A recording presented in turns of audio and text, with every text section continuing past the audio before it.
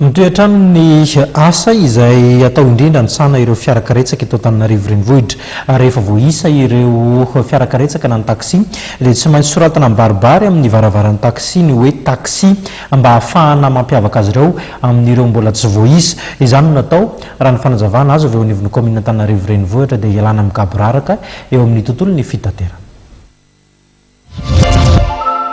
Manomboka izao dia tsy maintsy asiana soratra hoe taxi mibaribary eo amin'ny varavarana fiarakaretsaka eto amin'ny commune Antananarivo renivohitra.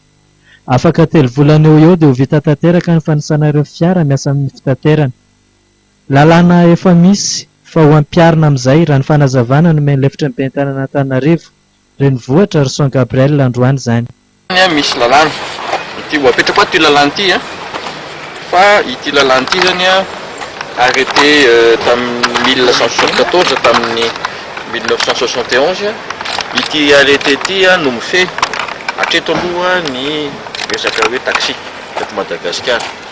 Eto zany dia azoko tenenina hoe efa tamin'ny 1971 dia izy efa ela be mbola tsy nasiana fanavozana fa aloha ngamba tsy morana kosa na izany dia atao anatin'ity zany atao tsipiako menamena reto zany no zavatra ho angatahana amin'ny taxi aloha ireo zavatra tsipiako menamena ireo izy ireo inona ny dikan'izany ny extincteur, ny resaka trousse de secours, misy maromaro ny resaka entretien ny fiarakodia, resaka roue de secours, resaka frein, resaka jiro zany rehetrarehetra zany ho angatahana amin'ny taxi.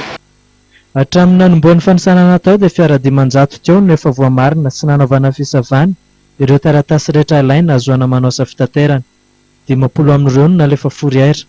Hanomboka amin'ny alatsinainy ho avy izao kosa ny fanisanana sy fisavana ireo taxi be rehetra eto amin'ny commune